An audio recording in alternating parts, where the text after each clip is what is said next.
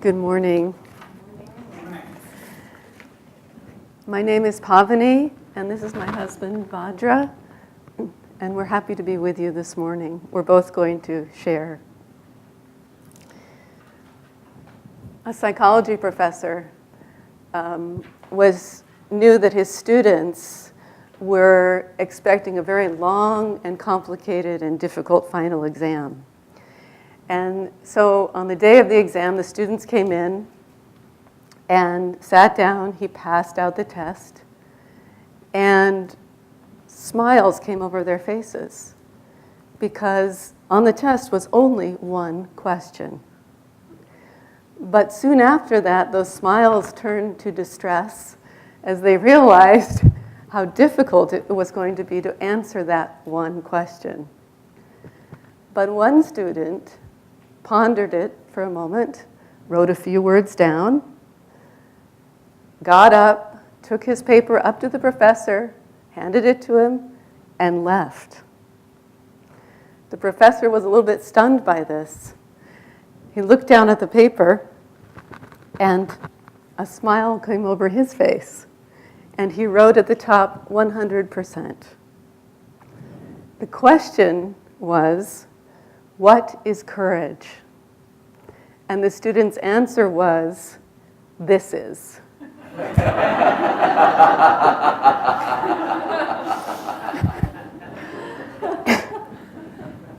Our reading today is a rather challenging one. It's one that, you can sit and think, oh my gosh, I hope nobody new is here today. Because, Jesus says we just set ourselves against our family and lose our life in order to gain it. And it's not especially appealing, In the expanded commentary, Swami Kriyananda explains that Jesus was trying to light a fire of divine courage in the hearts of his devotees. And as it said in the reading, the sword is the sword of discrimination. And the reference to family members, of course, is not to stop loving our families or respecting them, but to let go of all limitation. Because in order to get to find what we are truly seeking, eternal bliss, oneness with God, all limitation must be severed and infinity must be embraced. What particularly intrigued me about this reading is the title. Victory demands the courage of conviction. Now, he could have said, victory demands conviction, and that makes sense. But he says victory demands the courage of conviction. Conviction has the energy of standing firmly in one's beliefs. But courage has the feeling of doing, of acting in spite of fear or danger. So courage moves us forward while, I lost the word, conviction, thank you. Well, so courage moves us forward and conviction keeps us on track. When I was 17, I attended the Northwest Outward Bound School in Eugene, in the Three Sisters Wilderness area. And it was a 23-day course. We were completely in the wilderness. And we had many different experiences, including 3 days alone. But one of the experiences was climbing a very sheer rock face while we were what they call en belay, meaning someone is above holding the rope that is attached to you in case you fall. So this particular rock face had a hill behind it, so people could climb up easily from the back and sit on top. And so the boys in the group, some of them went first, and they climbed up pretty smoothly and easily. And then I was the first girl to make the climb. And right before I started, the director of the entire Northwest Outward Bound School suddenly appeared. And he wanted to participate, and so he became my belayer. So I started up, And about a quarter of the way up, I managed to get myself completely stuck. I couldn't find a foothold or a handhold that I could reach, and I was rather precariously hanging on. You know, in those moments, like if you've done a ropes course or where you are safe, you're tied to a rope, but your body does not register that at all, and you feel like you're going to die at any second. So I'm hanging onto the rock face, and the instructors are calling up ideas to me of what to do.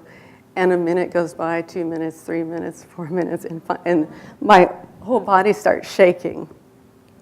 And finally, the only thing I could do was to fling myself over to the next foothold and just hope for the best. So that's what I did. I flung myself over, I made it, and then I started to try to climb up. Well, I climbed a few feet, and they had instructed us that if you start to fall, to yell, "Falling!" So I went a few feet up, and I slipped, and I yelled, "Falling!" And I would just hang there, hung there. And the director of the school he was from England. And after a minute or so, I hear this voice from above, "Are you still there?"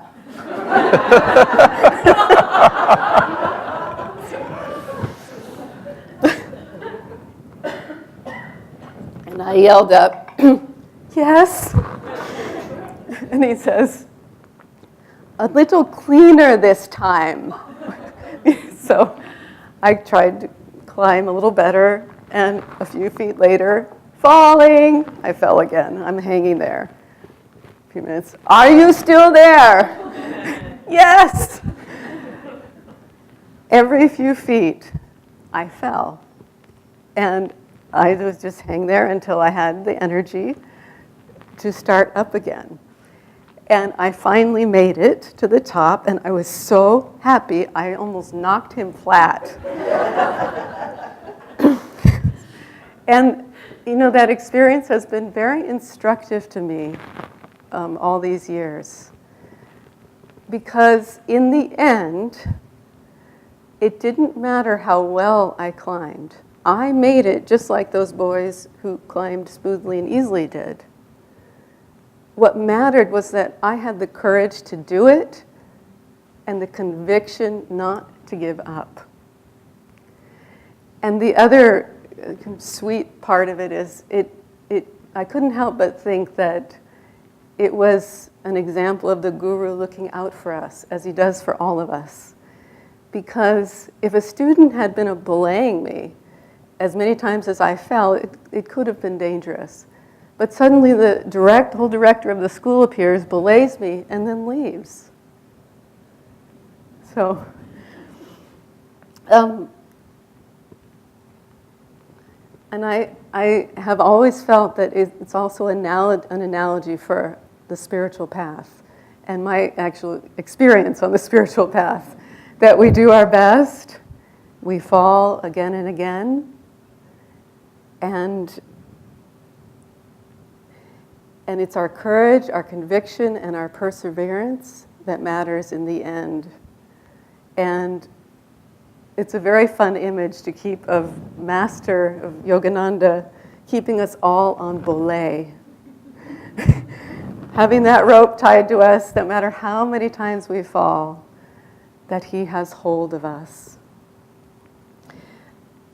Then in the chant we did earlier of St. Teresa, she says it so beautifully, "Let nothing disturb you, nothing affright you. All things will pass, but God changes not. Patient endurance brings you to victory. Once you have God, you'll want nothing more." So, if we are to answer the question, what is courage? I would say, this is.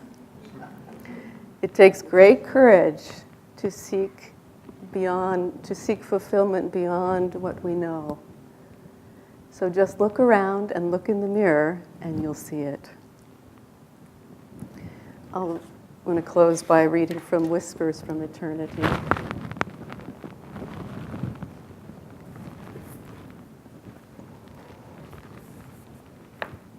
This is another dynamic one. Dance in me thy dance of infinity. O Mother Divine, I have learned to love thy dance of destruction, for I see now that what is destroyed is my own ignorance and folly. Thou hast shattered again and again with thy war dance of destruction my fragile cage of bones and flesh, and consigned it to crematory flames. Thou hast done so smilingly to show me and everyone that our souls are ever free and cannot be burned or broken. With thy mercy, thou hast stripped away, sometimes seemingly with harshness, but always with loving purpose, the countless hardened, mud-encrusted covers of delusion that coated us. I appreciate now thy dance of devastation, Mother. Together let us cremate my every desire, frailty, weakness, and finitude forever and ever. I'll join thee, laughing in thy dance of evil's destruction. O Mother, since nothing more is left now of my finiteness for thee to destroy, dance in me thy dance of infinity and of cosmic love.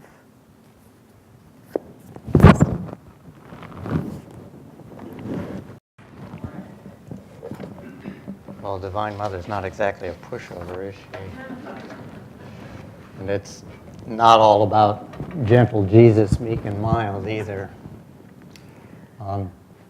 Thinking about this, it would have been even harsher for the disciples in the world that they lived in. The Jewish culture, with its strong emphasis on family, is almost the center of the universe.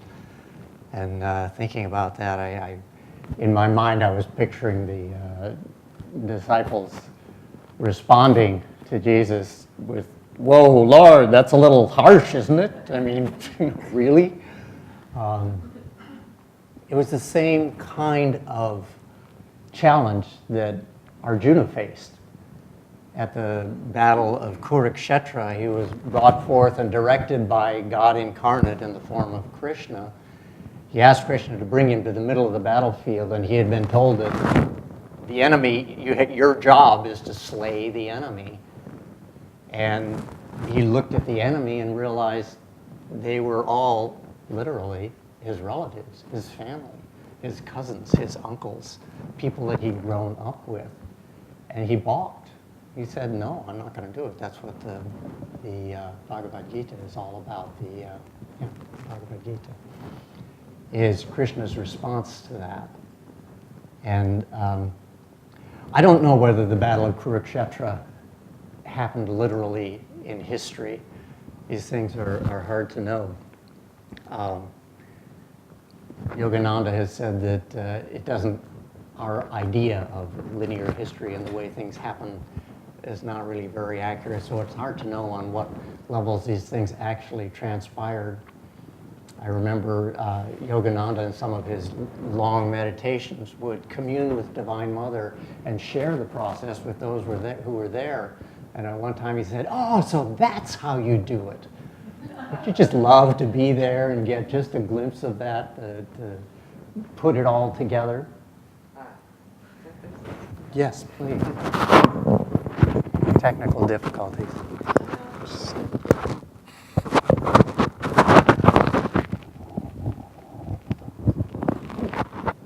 That's how she does it. Another instrument. Thank you, Timothy. But as we know, what Christ was really getting at, and he may have used his words to stir the disciples a bit, and what Arjuna was facing was the inner foe, was the ego, was our own attachments to our habits, to our tendencies, to the familial warmth of our own inclinations.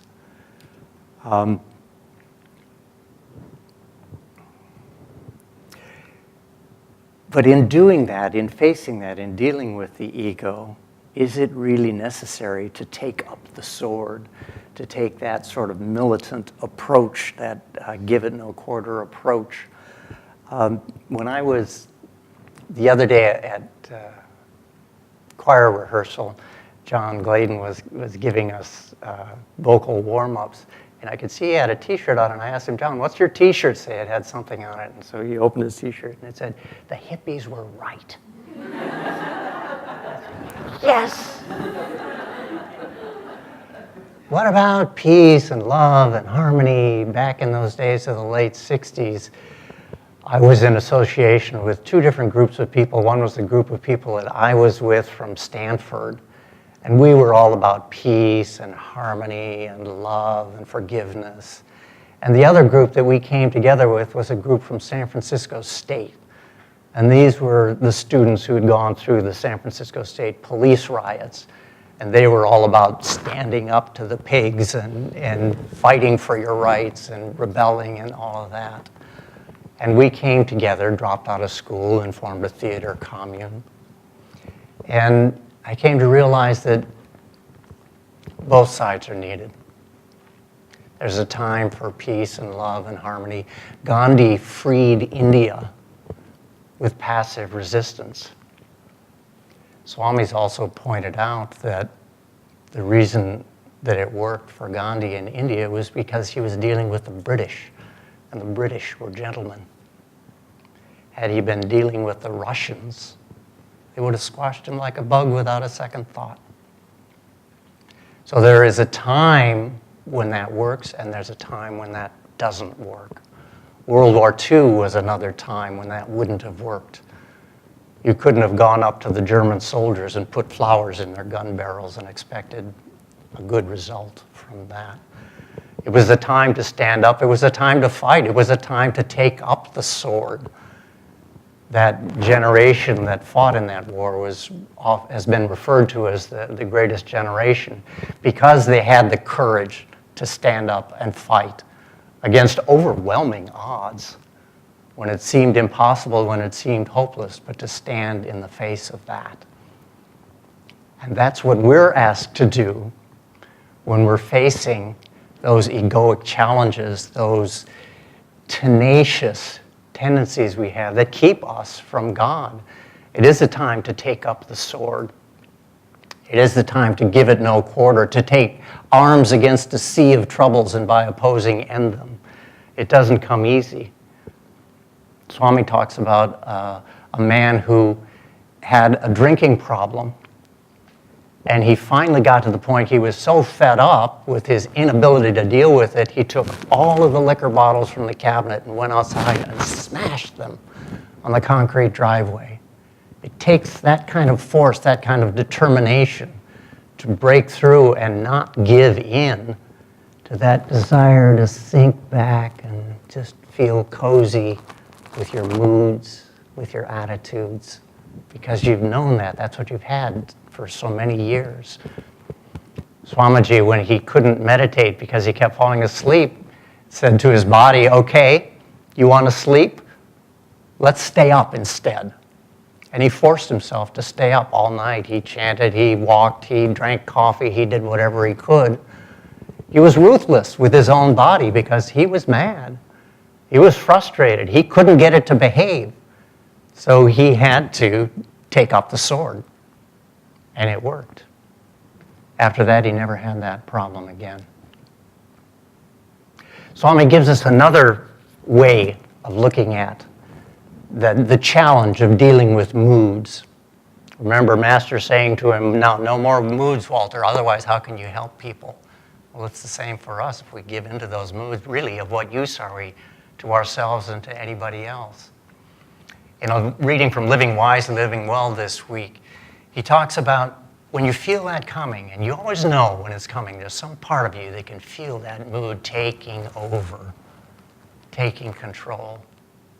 Instead, think to yourself, Satan is trying to catch me. Put it out there like that. Satan is trying to get hold of me. It makes it a little easier to get the right attitude. It's not your family. It's not your friend. Your moods are not your friend. It's Satan trying to get hold of you. And he offers a suggestion for a way to deal with it as well, which is chanting God's name, of course. What could be simpler than chanting God's name, raising the energy in the spine? When we raise our consciousness, when we do something that brings our energy up, and chanting God's name will do that. It's the fastest way to dispel those moods, to get rid of those tendencies, to get rid of those habits of response. Swami had an occurrence where he was on his way up to a ski trip and the roads were icy and they ran into a bus, totally destroyed the car. Well, they were able to get the bus driver to take them to their destination. They piled all their equipment on the bus and went merrily on their way. And a woman on the bus said to him, "How can you be so cheerful? You just lost your car. It was completely totaled." And Swami said, "Well, some months from now, I would feel fine about it. So why waste all that time? Why not do it now?" Have you ever had that experience where you're in a mood and somebody says something funny and you start to laugh and you catch yourself and say, "No, wait a minute, I'm still in a mood. I'm not quite ready to give it up yet, so I'm not going to laugh." Do it now. Get rid of it. Don't hang on to it.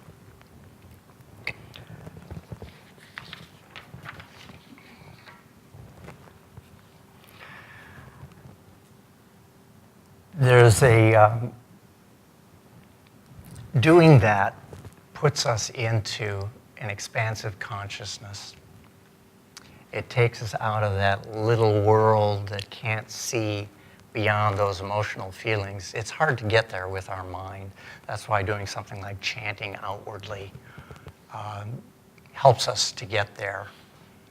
The devil's already gotten into our mind, so we're working at a disadvantage there, trying to think our way out of it. It helps to do things. Anything that we do, any effort that we make can help to get to that expanded sense of consciousness. There's another story about somebody who was dealing with drinking, and he was a Kriyaban.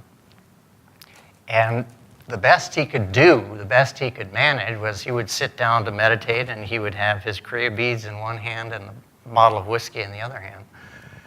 And he would do a few Kriyas and take a drink from the bottle, and do a few Kriyas and take a drink from the bottle. And that was, he didn't like it, but that was the best he could do. But came the day when he did a few Kriyas and took a drink from the bottle. And he did a few Kriyas and he stopped. And he looked at the bottle and he set it aside. He had generated the magnetism to draw the grace that set him free from that. You've all heard the story of the Irish farmer and the priest. I puzzled over that. Well, so was it better or worse before? I wasn't quite clear on it, and I'm a little slow with some of these things. It took me decades to figure out what it meant when they said you can't have your cake and eat it too. I think, okay, so here I've got my cake. Just watch me eat it. What's the problem here? And finally, I realized that, okay, so once you've eaten it, you no longer have it. Okay, right. So there it is. So anyway, it was like that with the Irish farmer joke. I had to sort of reframe that joke a little bit to where it made sense to me, to where the Irish priest goes for a walk and there's Paddy O'Sullivan out in his field, and the priest says to him, "Ah, Paddy, what a lovely farm you and God have made." And Paddy looks at him and he thinks for a moment. He says, "Well, Father, it may be just as you say, but you should have seen the shape it was in when God had it all to himself." God is the doer, but he works through instruments. And we're the instruments. And we're the ones that have to get the ball rolling. I was talking about World War II. There was a movie, Saving Private Ryan, and there was a moment in that movie that I just treasured. It's at the end of it all. They've rescued Private Ryan and put themselves in a hopeless situation, a town that the Germans are successfully taking over. They're on retreat. They're being mowed down. Private Ryan's out of there by now, but... And there's Tom Hanks, who was the captain who got them there. Wonderful character. And he's been mortally wounded. He's on the ground. He can't even get up. He can't do anything but die. And there's the German tank coming across the bridge. And so what does he do? He reaches down and he takes out his pistol and he shoots at the tank. I mean, he might as well have a pea shooter. And he shoots, and the bullet goes ping off the tank. And he shoots again, and the bullet goes ping off the tank. And he shoots again, and the tank blows up. And you're going, whoa. Then you see the Allied jet flying over that just blew up the tank. Well, that's the way it works. The only way that we get back to God, finally, is through God's grace. But it won't happen until we put out the effort. Joy to you. A moment of silence.